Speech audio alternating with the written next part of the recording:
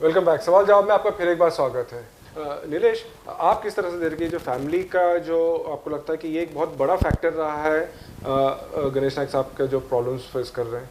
जी बहुत। जब भी संदीप नाइक किसी अफसर को मिलने जाते हैं, इससे पहले संजू नाइक, सागर नाइक, सारे नाइक एक साथ जाते थे। अब आप देखोगे तो बहुत से जगहों पे संदीप नाइक अकेले जा रहे हैं। जब संदीप नाइक एक अफसर के पास जाते हैं तो वही संजू नाइक दूसरा एक मुद्दा लेके, जैसे कि विशाल डोलस के गाड़ी तोड़ने का होगा, अकेले जाते हैं। वही दूसरी तरफ सागर नाइक जो अपना दबाव मनपा में रखते थे, मुंडे आने के बाद उनका दबाव खत्म हो गया तो वो अलग तरीके से अब कुछ अलग करना चाहते हैं। उनकी एक टीम अलग बनती नजर आ रही है। संदीप नाइक ने अपनी टीम अलग से बना ली है, संजू नाइक अपनी टीम बनाने की कोशिश कर रहे हैं। और एक बात आप गौर कीजिए, 10 साल से संदीप नाइक ऐरोली में विधायक है। इन 10 सालों में संजू नाइक एक बार भी वहाँ जाते नजर नहीं आते। जब वो सांसद के रूप में हार चुके उसके बाद संदीप नाइक भी खुद नहीं चाहते कि संजू नाइक वहाँ उनके विधानसभा क्षेत्र में आए और कोई बीच में मध्यस्थी करे। तो आपको लगता है फैमिली में भी डिविजन्स हैं काफ़ी? बहुत जोर जोर से चल रहा है। अब यहाँ तक भी सुनाई देता है कि संजू नाइक को अलग से कुछ जिम्मा दिया जाए और संदीप नाइक यहाँ पे काम करेंगे।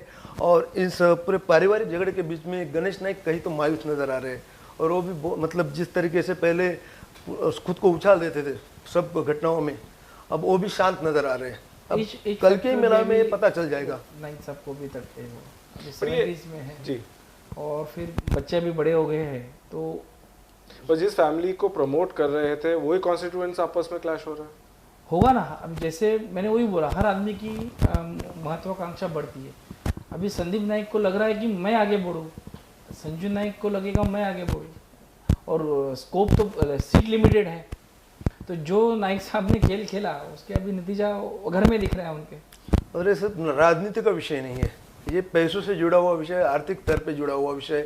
एमआईडीसी में अगर उनको खुद का बल रखना है तो पारिवारिक बीच में उनके सदस्यों को ही कहीं तो कम करके संदीप नाइक के समर्थक एक तरफ, संजू नाइक के समर्थक एक तरफ, सागर नाइक के समर्थक एक तरफ, अगर इस बीच में सब बांटना है तो बहुत कम बचता है। फिर वहाँ पे एक और सब्जेक्ट आ जाता है वैभव नाइक। वैभव नाइक खुद के यहाँ पे उनको किसी तरह के मध्यस्थी करने नहीं देंगे, और आज भी नहीं तो बोले तो भी वैभव नाइक बीजेपी से जुड़े हुए हैं, इसलिए उनको एक ताकत मिलती है और उनके साथ बहुत सारे युवा है। और यही पारिवारिक वैभव नाइक बेसिकली आपको क्या लग रहा है किसके साथ जुड़े हुए हैं सही मानों में? फिलहाल तो एक्टिव नजर नहीं आ रहे, बीजेपी में भी एक्टिव नजर नहीं आ रहे। अभी जो कार्यकारिणी जहाँ हुई है बीजेपी की, वहाँ भी उनका कुछ नाम नहीं है। ये उनके जो वोट्स उन्होंने लिए उससे संदीप नाइक को काफी फायदा हुआ पिछले इलेक्शन में। ऐसे हाँ, अगर आप उसका पॉलिटिकल एनालिसिस करोगे तो संदीप नाइक की जीत में वैभव नाइक जी का काफी बड़ा हाथ। इसलिए पूछ रहा हूँ मैं कि वो किस में है असल में, आपको क्या लगता है? नहीं, वो तो पार्टी के साथ में ही है। एक बात है जो हम कर रहे हैं, basically NCP Ganesh Naik discussion कर रहे हैं। काफ़ी सालों से ये हमेशा होता था कि जो उनके अपोजिशन में भी थे, जो उनका ये मानना था कि भाई ये इसलिए भी आ जाता है कि अपोजिशन में कोई अल्टरनेटिव नहीं है, कोई इतनी मैच्योरिटी नहीं है अपोजिशन लीडर्स में जो नवी मुंबई जैसे शहर को संभाल सके। और नाइक साहब ने कुछ काम किए भी हैं नवी मुंबई के जो कोई डिनाई नहीं कर सकता है कि डेवलपमेंट का है। शायद एक लेवल जाने के बाद कहीं पे गलतियाँ शुरू हो गई, बट आज अगर हम देखेंगे मंदा मात्रे जी जब जीती भी तब भी लोगों को बहुत आश्चर्य हुआ कि मीडिया में भी कि ये जीत कैसे गई, और फिर ये था कि उतनी मैच्योरिटी नहीं है और नहीं कर पाएंगे। बट अगर हम कुछ देखेंगे जिस तरह से डिसीजंस आए हैं, चाहे वो एफएसआई का डिसीजन हो चाहे बाकी डिसीजंस हो, डिसीजंस आए हैं, नतीजे उन्होंने करके दिखाए हैं, तो उनके बारे में जो कहा जाता है कि अपोजिशन कुछ नहीं कर सकती है, अपोजिशन ने भी करना दिखाना शुरू किया है। तो पाटिल साहब, आपको लग रहा है कि उससे भी इम्पैक्ट पड़ने वाला है कि एक्सपेक्टेशंस नहीं थे? 2.5% हम सालों से सुन रहे थे जब हमने शुरुआत की थी, आज वो एक्चुअल जीआर आया और अब तो परमिशंस आ गए बिल्डिंग्स के लिए भी, तो अपोजिशन भी एक्टिव हो गई और रिजल्ट्स दे रही है। ये पॉलिटिकल सिचुएशन पे काफ़ी फर्क पड़ रहा है। देखिए, जब आघाड़ी सरकार थी, नाइक साहब उसमें मिनिस्टर थे, गार्डियन मिनिस्टर थे, काफ़ी उनका होल्ड भी था, लेकिन वहाँ पे आघाड़ी में जो कांग्रेस और एनसीपी की जो ये था क्रॉसिंग थी, और ज़्यादा पोर्टफोलियो जो था सीएम, नगर विकास मंत्रालय, ये सब कांग्रेस में था। तो एनसीपी जैसी पार्टी सत्ता में होने के बावजूद, और स्पेसिफिकली गणेश नाइक साहब और उनका जो होल्ड, उसको ज़्यादा हार्मफुल उस टाइम अपोजिशन नहीं रहा। उस टाइम कांग्रेस रूलिंग में रह के ही उन्होंने ज़्यादा एनसीपी को और स्पेसिफिकली नाइक साहब को ज़्यादा टॉर्चर करने का कोशिश किया। इसी बात पे ये हुआ कि बहुत से जो उन्होंने लोगों को सपना दिखाया था या जो उनकी योजनाएं थी, कई बार वो जनता दरबार में उनके बताते थे कि अभी 1 महीने में ही ऐसा होने वाला है, 2 महीने में ये इसका फाइनल होएगा। लेकिन वो जो डिक्लेयर करते थे उसके लिए कोई ना कोई दिक्कतें आती थी। आज ऐसा हुआ कि बीजेपी सेना का गठबंधन है, भले उनमें भी बहुत क्रॉसिंग है, लेकिन पब्लिक से रिलेटेड जो इश्यूज़ है उसमें वो लोग तुरंत डिसीजन ले रहे। 2.5 का FSI का जो मुद्दा था, जो इश्यू से नाइक साहब को दिक्कत कर सकते या उनके अगेंस्ट में ये कर सकते, वो इशू रूलिंग जो पार्टीज़ है वो तुरंत निर्णय उसमें ले रही है कि लोगों में ये इम्पेक्ट आ जाए कि देखो उन्होंने कुछ किया नहीं और हम लोग कर रहे हैं। तो वही Rahul, as a common man, मैं आज अगर सिडको घर में टूटे फूटे घर में रह रहा हूँ, मुझे तो यही दिख रहा है कि भाई 15-20 साल से तो आप मंत्री रह के भी, सब रह के भी नहीं किया, आपके जो भी इंटरनल प्रॉब्लम्स हो, अगर कांग्रेस आपको नहीं भी सपोर्ट कर रही थी तो आपने क्या स्ट्रॉन्ग स्टैंड लिया? आपने क्यों नहीं रिजाइन करके खड़े हो गए कि नहीं मैं इनके लिए लड़ूंगा? आज मंदा मात्राएं आती हैं और वो मेरे लिए रिजल्ट लेकर आती है, तो मेरे लिए तो बहुत बड़ा फर्क पड़ता है। सर, ये जो 2.5 FSI का मामला है ना, ये बहुत ही पॉलिटिकली कॉम्प्लिकेटेड मामला करके इन लोगों ने रखा था। इवन आज की तारीख में भी आप जाओगे तो जिससे जैसे दिख रहा है या फिर जैसे ऑपोजिशन प्रोजेक्ट कर रहा है वैसे 2.5 FSI का मामला है नहीं। आज की तारीख में भी दिखाने के लिए 8 कंपाउंड, 9 कंपाउंड, 10 कंपाउंड को दिखाया जा रहा है कि हमको क्या मिला है। हमारी बिल्डिंग्स डेंजरस डिक्लेयर हुई है, हमको CC मिला है क्या? तो नहीं। बोलने के लिए बोला जा रहा है कि हमारा CC लास्ट स्टेज में है, परमिशंस हम लोग मिलेंगे वगैरह वगैरह जो भी है वो बोला जा रहा है। बट उसका जो प्रोसीजर है वो अभी काफ़ी देयर इज़ अ बहुत रास्ता उसमें अभी काटना बाकी है। बात प्रोसेस की नहीं है, सवाल बात ये है कि GR इतने सालों से नहीं आया था, आज आ गया है, तो एक मिनट लिए एक आशा की किरण तो बन गई। 1 मिनट के, हाँ, उन्होंने जो अपोजिशन ने जो ये करना चाहिए था, जिसमें देखिए जैसे इसमें था वो पृथ्वीराज चौहान साहब ने उसको ऑलरेडी साइन किया था, उस वक्त की बात है, but that was too late. यानी इन लोगों को भी जब समझ में नहीं, जैसे पाटिल साहब ने कहा कि कांग्रेस और एनसीपी के चक्कर में एनसीपी को ज़्यादा हार्म नवी मुंबई में अगर किसी से हुआ होगा तो विरोधकों से नहीं बल्कि कांग्रेस से हुआ है, ये सही है।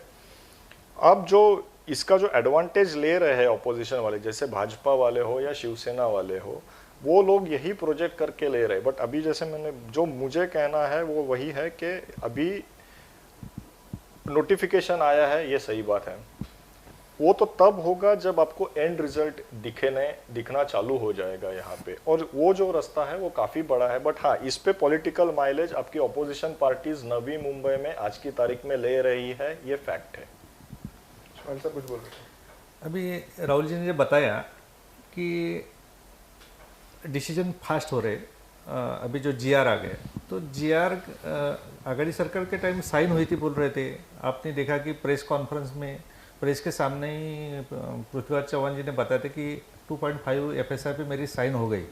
टाइम्स के ही अपने एक रिपोर्टर ने पूछा था, सर आपने साइन किया क्या?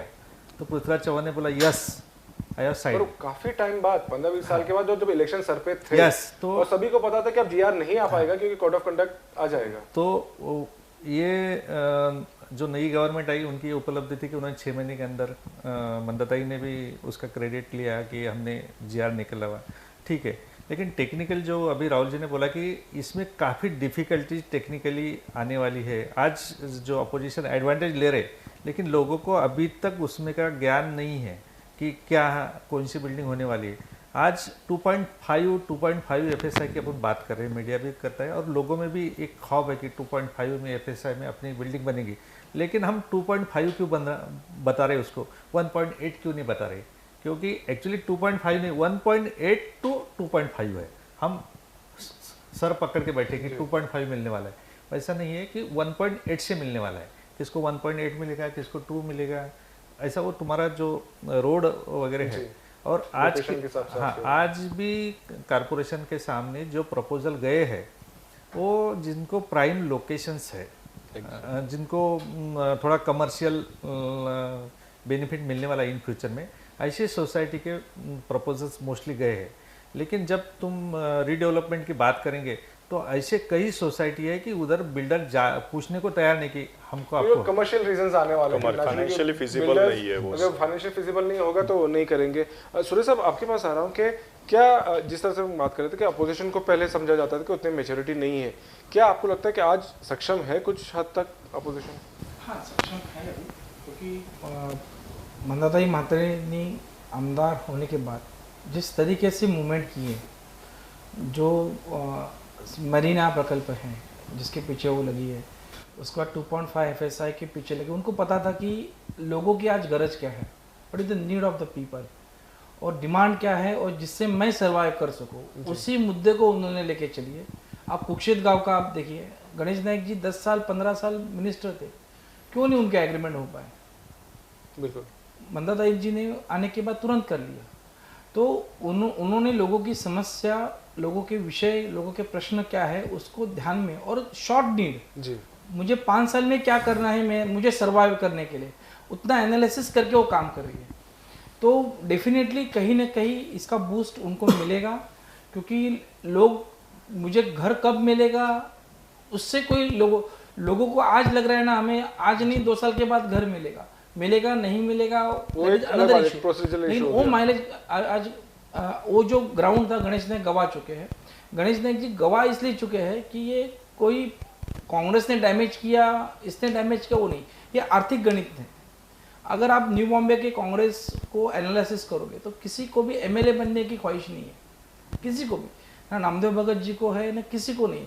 उनका कहना है कि हमारा शेयर हमें मिले। तो ये शेयर के चक्कर में ये 2.5 FSI गणेश नाइक जी सीएम से कर नहीं पाए, क्योंकि जब वो इशू आया तब तक सीएम ने हमारे आदमियों का ख्याल नहीं हो रहा है, इसी ग्राउंड पे ही वो विथेल्ड किया। अगर वो गणेश नाइक जी दिखा दे करेज कि बाबा हमें सबको सबका साथ सबका विकास करके मैं चलूंगा, तो 2.5 10 साल पहले मिलता और लोगों को घर 10 साल पहले मिलता, और एक कभी अपनी जो फुटिंग्स थी वो कभी इनके जड़ कोई हिला नहीं सकते थे।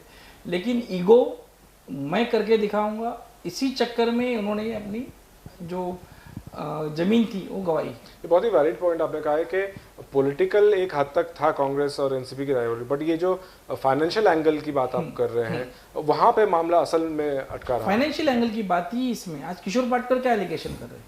जी बिल्कुल, किशोर पाटकर जी के एलिगेशन देखोगे तो फाइनेंशियली एलिगेशन है। गणेश नाइक जी हर एक किस एंगल पे है, मिस्टर 5% जो अटैक हुआ इलेक्शन में उसी के एंगल से आ रहे हैं। और 2.5 का जीआर आने के बाद भी जो इतना जो डिले हुआ, जो कमेटी वगैरह की बात कही, उसमें भी यही कहा गया कि पॉलिटिकल प्रेशर की वजह से ही प्रॉब्लम हुए हैं। नहीं, इन्होंने जो मूवमेंट की 2.5 के लिए वो बहुत लास्ट स्टेज में की, जब उनको पता चला अभी सर से पानी जा चुका है तो कुछ ना कुछ हाथ पर मारने हैं, तो इन्होंने वो, आप बिलीव नहीं करोगे, जब 2009 का इलेक्शन गणेश नाइक जी जीते थे तब बोर्ड लगे थे 2.5 आदेशित हुआ, तो वो आदेशित होने से 2014 का इलेक्शन आने तक 5 साल का पीरियड चला गया। तो ऐसा मुझे याद है कि कोड ऑफ कंडक्ट डिक्लेयर होने वाला था, उसके 1-2 घंटे पहले प्रेस कॉन्फ्रेंस ली गई थी और उसमें ये कहा गया था कि बस 2.5 हो गया। ये 2009 की बात कर, 2009 की आदेशित हुआ। और मुझे याद है मैंने पूछा भी था कि भाई जीआर का क्या, बोले वो आ जाएगा। तो ये 5 साल उस दौरान 5 साल चले गए। उसकी जो लीगल रिक्वायरमेंट्स होती है, इम्पैक्ट असेसमेंट, इन्होंने कभी लीगली कोई वायबल प्रपोजल बनाया है नहीं। अच्छे लोगों का सुन के एडवाइस लेके जो प्रपोजल बनाने होते हैं उस तरीके से कोई काम ही नहीं किया। उन्होंने लगा हमने एक रेजोल्यूशन बना दिया, गवर्नमेंट के पास भेज दिया, वो सैंक्शन हो गया। That is not the right way. उसको इम्पैक्ट असेसमेंट रिपोर्ट बनाना है, उसका पूरा रिपोर्ट बना, जो सर्विसेज के ऊपर जो लोड आने वाला है उसका रिपोर्ट बनाना है, उसके बाद ही वो थ्रू होता है। तो ये करने में इनको काफ़ी टाइम चला गया, और जब टाइम चला गया तो इनके हाथ से भी वो बाजी निकल गई। अपोजिशन, आपको नीलेश क्या लग रहा है कि आज एनसीपी को पीछे छोड़ने में कितनी सक्षम हो गई है? अपोजिशन के नेता मंदा म्हात्रे चाहे कहें, विजय चौगले चाहे कहें, एकनाथ शिंदे जो इस तरह से पूरी तरह देख रहे हैं, आपको क्या लगता है? 2009 के इलेक्शन से अगर हम देखेंगे तो गणेश नाइक बहुत सारे आश्वासन देते आ रहे हैं, और उनसे जुड़े हुए बहुत से विपक्ष के जो आज के नेता है वो उनसे जुड़े हुए थे, और गणेश नाइक जी की राजनीति बहुत अच्छी तरह से जानते हैं। जब मामला आता है 2.5 FSI का, एक ऐसा था कि सीएम जब भी कांग्रेस का था तो 2.5 FSI का GR निकल चुका है करके कांग्रेस बताती थी, और वही उनकी सब राजनीति जुड़ती थी शिवसेना से, और बहुत सारे मतलब जानकारी दी जाती थी शिवसेना को, और आज भी वही हो रहा है। और शिवसेना इसी जानकारी के इस पर गणेश नाईक पर पूरी हावी होती नजर आ रही है। आप देखेंगे MK मडवी, शिवराम पाटिल, किशोर पाटकर, ये सारे लोग राकापा से जुड़े हुए थे, और शिवसेना से सिर्फ एक ऐसा बलवान नेता था जो आनंद सुतार, उनके साथ जुड़ गया। लेकिन वहाँ जाने के बाद वो पूरी तरह से दब चुके हैं, उनकी आवाज़ खुल नहीं पा रही है। और ऐसे कई विकास के मुद्दों पर लेकर आए बहुत सी चीज़ें गणेश नाईक है, लेकिन हावी हुए शिवसेना अपोजिशन, और उनके साथ में हमेशा कांग्रेस का साथ उनको आज तक मिलता रहा है। भले ही दिखाने के टाइम पे कांग्रेस उनके साथ में रहती है। आप देखेंगे सिर्फ दशरथ भगत अगर छोड़ देते वो अलग रहते हैं, संतोष शेट्टी, नामदेव भगत तो वैसे भी कांग्रेस से अब शिवसेना में आ चुके हैं, और ये सब लोग वहाँ पे अच्छी से जानकारी शिवसेना को देते हैं। और ये 9 महीनों में मनपा के राजनीति में भी आप देखोगे मेयर उनका बैठा हुआ है और हावी होती हुई नजर आ रही है शिवसेना, जबकि उनके 44 ही लोग वहाँ पर है भाजपा को मिलकर। भाजपा के पास भी रामचंद्र भरत अच्छा बोल लेते हैं। उसके बाद मंदा नाइक मंत्रालय से बहुत सारी चीज़ें ऐसी लेके आती है कि गणेश नाइक पर वो हावी हो जाती है। कंटिन्यूस फॉलोअप चालू है। ये सेगमेंट को भी हम क्लोज करने पे आ रहे हैं। फाइनल वर्ड बहुत ब्रीफली, क्या आपको लगता है एनसीपी को संभलना पड़ेगा, उनके लिए खतरे की घंटी बज रही है? बिल्कुल, उनको संभलना ही पड़ेगा कुछ दिनों के लिए आगे चल के राजनीति में, अगर उनको सर्वाइव करना है नवी मुंबई में। तो पाटिल साहब, एनसीपी के लिए खतरे की घंटी बज रही है? जरूर खतरे की घंटी है, जिम्मेदारी उनकी काफ़ी बढ़ चुकी है। जब एनसीपी पार्टी स्टेट गवर्नमेंट में सत्ता में थी तो कार्यकर्ता पे एक प्रेशर रहता है कि हमारे नेता सत्ता में हैं, तो आज वो अपोजिशन में है। तो अपोजिशन में जब एक आधी पार्टी होती है तो उनके नेता पे काफ़ी जिम्मेदारी बनती है कि अपने जो कार्यकर्ता है अपोजिशन में होने के बावजूद उनमें कहीं नैराश्य ना आ जाए, उनको नेगेटिविटी ना आ जाए, तो उनको ज़्यादा से ज़्यादा उन्होंने संपर्क बना के किसी में कोई नाराज़गी है तो उनको दूर करना है। क्योंकि जब कोई पार्टी सत्ता से दूर हो जाती है तो कार्यकर्ता में एक हलचल हो जाती है कि जो सत्ता से पार्टी सत्ता में उससे जुड़ी जाए। तो ऐसे में उनके पास एक चैलेंजिंग है कि अपने जो लोग हैं, जो भी बच्चे हैं उनके साथ जुड़े हैं, तो कोई दूसरी पार्टी में ना जाए, क्योंकि जो पार्टी सत्ता में रहती है उनके पास देने के लिए काफ़ी रहते हैं। ये डायरेक्टरशिप कम से कम दे ना दे, लेकिन वो कम से कम उनको लालच तो दिखा सकती है। तो ऐसे में है, ये ऐसे ऑफर्स आ सकते हैं। सूर्य साहब, बहुत ब्रीफली, एनसीपी के लिए खतरे की घंटी? खतरे की घंटी तो है, लेकिन अगर गणेश नाइक चाहे खुद वो घर से बाहर निकले, लोगों से वापस संपर्क करना चालू करे और फैमिली के थोड़े दिन के लिए अगर बाजू में रखे तो definitely Ganesh Naik will bounce back. Nilesh, आपको लगता है कि एनसीपी के लिए खतरे की घंटी है? बहुत छोटे में बताइए। बहुत जल्दी बजने वाली है। आने वाले 1.5 सालों में आपको ऐसी कुछ चीज़ें दिखाई देगी कि बहुत से बड़े नेता भाजपा के संपर्क में जा रहे हैं, और इन 1.5 सालों में इन भाजपा के नेताओं के लिए मतलब ऊपर के नेता क्या क्या दे सकते हैं, आप आने वाले 1.5 सालों में ही देख लोगे। शायद ऐसा हो जाए कि राकापा में कुछ गिने चुने 2-4 लोग बचेंगे, उसके बाद सारे लोग या तो भाजपा में या शिवसेना में नजर आएंगे। एक ये सेगमेंट क्लोज कर रहा था मैं, लेकिन सूर्य साहब आपसे एक फाइनल और पूछना चाहूँगा कि बीच में तो ये भी खबर आई थी कि खुद नायक साहब बीजेपी में जा रहे थे, वो हमने पॉइंट डिस्कस नहीं किया। यहाँ पे हम बात कर रहे हैं कि बाकी लोग यहाँ जाएंगे वहाँ जाएंगे, नायक साहब पार्टी चेंज करने के क्या चांसेस लगते हैं आपको? बिल्कुल, खुद के सर्वाइवल के लिए उनको कुछ ना कुछ स्टेप्स लेने पड़ेंगे डेफिनेटली। पाटिल साहब, आपको क्या लग रहा है? देखो, गणेश नाइक ऐसा केमिकल है पॉलिटिक्स में का, वो चुप भी रहे तो न्यूज़ बनती है और वो कुछ बोले तो भी न्यूज़ बनती है। तो जब ये मामला चला कि कोई बोले पार्टी बीजेपी ज्वाइन कर रहे, काफ़ी ऑफर्स आ रहे, तो आपने देखा होगा कि उस समय में काफ़ी देर तक नाइक साहब एकदम चुप्पी साधे थे, मीडिया से दूर थे, लेकिन उस टॉपिक पे नहीं बात कर सकते थे। और राजनीति में ऐसी स्ट्रैटेजी होती है, चुप रहना, कभी ज़्यादा बोलना, तो कौन से समय पे क्या करना है शायद नाइक साहब से कोई ज़्यादा ना जाने। बट पॉसिबिलिटी है लगता है आपको कुछ चेंजेस के? देखो, राजकारण, हाँ या ना, पॉलिटिक्स में ऐसा इम्पॉसिबल कुछ नहीं होता है, कुछ भी पॉसिबिलिटी हो सकती है। राहुल, आपको क्या लग रहा है? आज की तारीख में मुझे पॉसिबिलिटी उनकी बीजेपी में जाने की तो बहुत कम लगती है। उसका रीज़न ये है कि जब वो बीजेपी में कोशिश कर रहे थे तब नाइक साहब जब एक टाइम पे 95 से लेकर 99 में जब सेना भाजपा का गवर्नमेंट था, उस वक्त के जो दिग्गज नेता थे उनके थ्रू भाजपा में एंट्री करने की कोशिश कर रहे थे। आज की तारीख में वो नेता भी नहीं रहे हैं और जो जिनके साथ उनका कनेक्ट बीजेपी में हो इतने अच्छी तरह से वो लोग भी नहीं रहे हैं। तो मुझे आज की तारीख में तो नहीं लगता कि वो बीजेपी में जा सकते हैं। हाँ, ज़रूर ये बात हो सकती है कि वो एक दूसरा ऑप्शन जो है शिवसेना, जो उनकी एक पेरेंट पार्टी रही है, उसका ऑप्शन उनके लिए क्लोज नहीं है। बट फिलहाल के लिए दोनों पार्टीज का चांसेस एज ऑफ नाउ तो 2-3 साल तक मुझे बहुत कम लग रहा है। शिवसेना से काफ़ी ज़्यादा उनको विरोध हो रहा है लेने में। जी बिल्कुल। हाँ, खबर ये है कि वो तो जाना चाहते थे, लेकिन अभी भी जाना चाहते थे, लेकिन अभी भी खबर ऐसे कि बहुत ज़बरदस्त विरोध एक थाने से हो रहा है, निवाम में से हो रहा है। एक मानना पड़ेगा जेडी जी की नाइक साहब एनसीपी के बड़े नेता हैं, उनको पवार साहब ने काफ़ी फ्रीडम भी दे चुका है। लेकिन एक आप देखेंगे तो नाइक साहब ने कोई भी पार्टी हो, उनके टॉप लेवल के जो नेता हैं उनसे काफ़ी उनके संबंध है और वो बना के रखे इतने साल में, उनकी पर्सनल लेवल की भी रिलेशन है। तो आज तक देखा होगा कि वो पर्सनल अटैकिंग किसी को करते नहीं है। तो हर पार्टी में उनके टॉप लेवल पे दोस्ती भी रही है, रिलेशन रहे हैं।